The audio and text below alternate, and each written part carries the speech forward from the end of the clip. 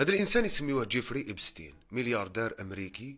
كان دار ثروه كبيره في وقت فات، وكانت عنده جزيره في الكاريبي. هذه الجزيره سموها فيما بعد جزيره إبستين للمتعه. كان يروحوا لها بزاف رؤساء دول وشخصيات مشهوره باش يتعداو على بنات واطفال قصر، وفيها فضائح جنسيه نحشم انا نقولهم. في 2019 تم القبض عليه، اتهموه بالاتجار بالبشر والاعتداء على فتيات قصر. منها دخل للحبس، من بعدها لقاوه ميت، والى يومنا هذا مازال مشكوك في الموت ديالو. في 1 فيفري هذه الجمعه وزاره العدل الامريكيه اطلقت 3 ملايين وثيقه واكثر من 2000 فيديو و150 صوره فيهم فضائح جنسيه لمشاهير وشخصيات بارزه في العالم ورؤساء دول، وين كانت عندهم علاقات مشبوهه وجنسيه مع بنات قصر روسيات ومن مختلف دول العالم في جزيرة إبستين.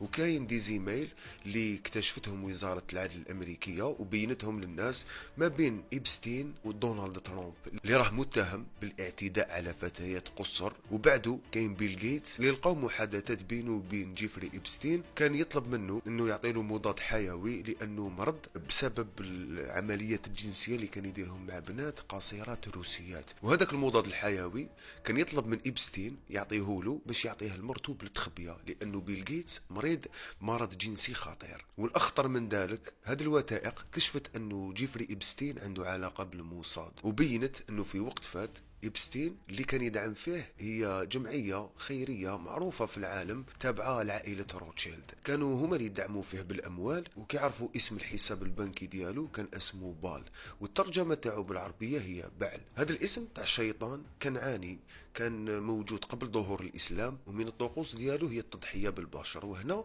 نولوا لواحد التصريح تاع مواطنة أمريكية يسموها غابرييلا، اللي قالت أنه تم اقتيادها إلى جزيرة إبستين، وكيف فطنت لقات روحها في أوربور وين كانت تشوف كيفاش إبستين يدير طقوس شيطانية ويضحي بالأطفال القصر ويمدهم قربان للشيطان.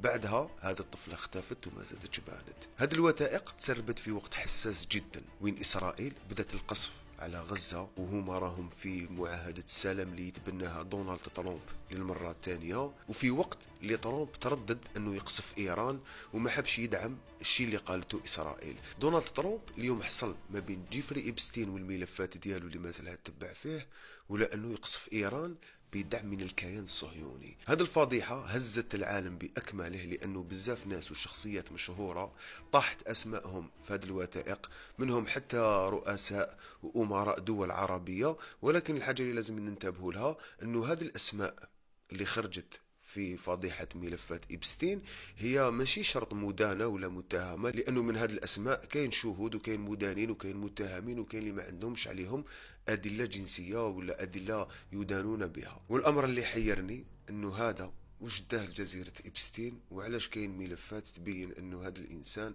داير أفعال مخلة بالحياء يندى لها الجميع. في الأخير كان معكم طارق أسطوري، سلام.